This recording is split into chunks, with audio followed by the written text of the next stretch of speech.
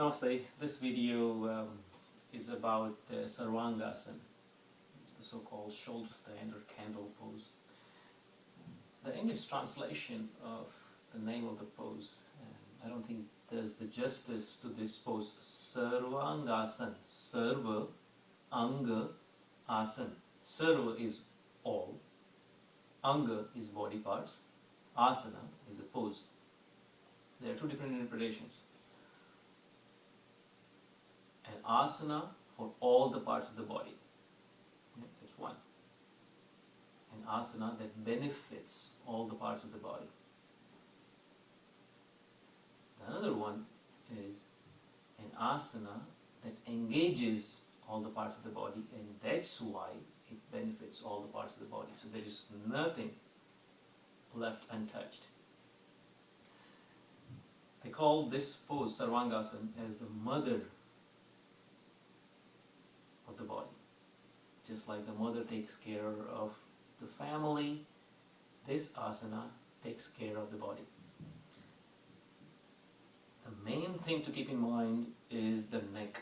Be very careful of the neck. Alright, so I'm going to start demonstrating. This is shoulder stand if you do the English translation, not neck stand again.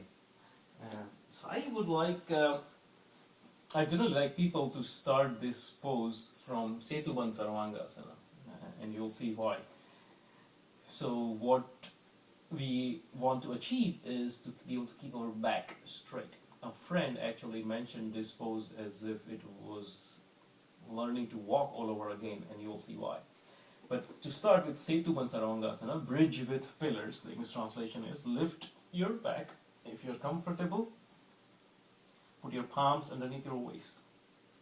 Try and keep your elbows closer to each other. Again, adjust your neck. Remember, neck is the only thing and the main thing you want to be careful of in this pose. Adjust the shoulders, the elbows, then gradually lift your legs up. Now here are the important things. Your heels should always be above hips. So not this. It's okay actually to do this, but preferably here. Eventually, we will align heels, hips, and shoulders. Okay, once you are comfortable staying here for a few days, don't let your back round like this.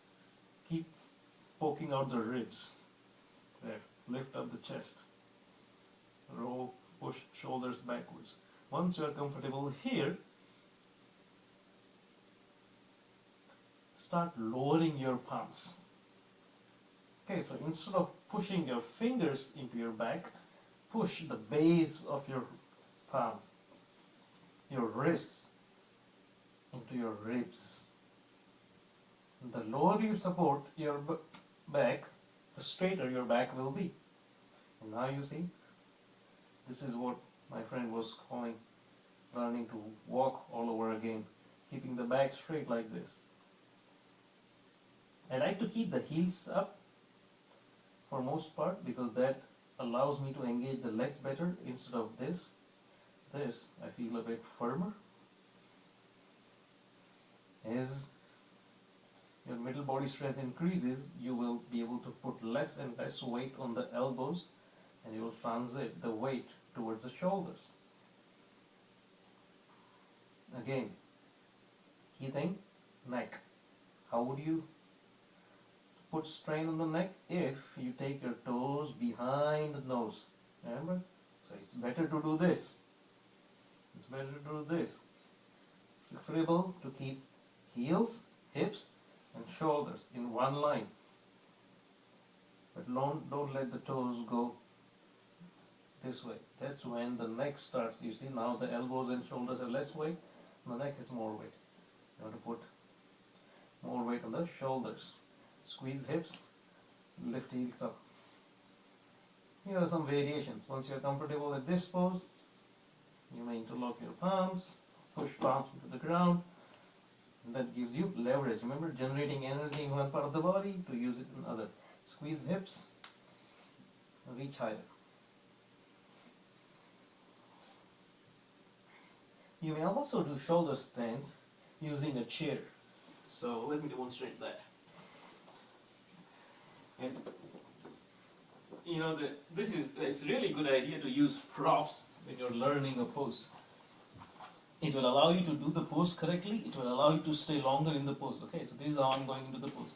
Remember, I talked about Setuban Sarvangasana. Instead of palms, this edge of the chair is supporting my hips, and there. Heels and hips in one line, ribs poking out. Once I feel comfortable, I can pull the chair in.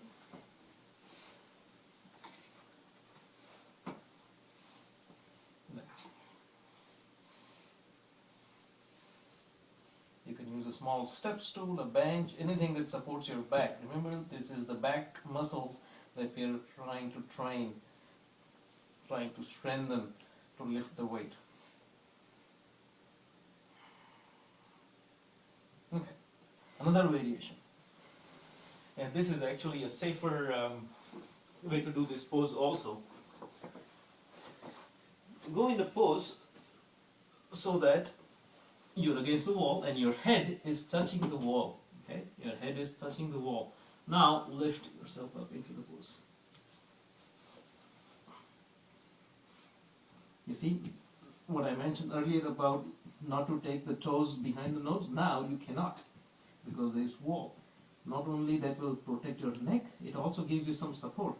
So you can literally use this wall as a support with your feet, as well as, once you become comfortable, with your hands. By pushing the wall, you will generate energy that you can use and redirect to straighten your body, to lengthen your spine. So you're standing on the shoulders.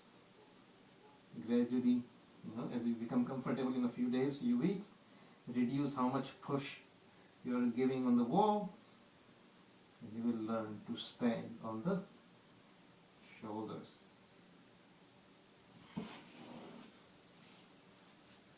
In terms of the benefits of this pose, I think it should suffice that it really is the mother of all poses of the whole body. There is hardly a day out of 365 days, there might be 1 or 2 days that I'm at the airport and not able to do this pose. Even at the airport, I've done this pose. So no matter how little time I have, if it is 3 minutes, I'll do a warm up for 1 or 2 minutes and then this pose. Namaste.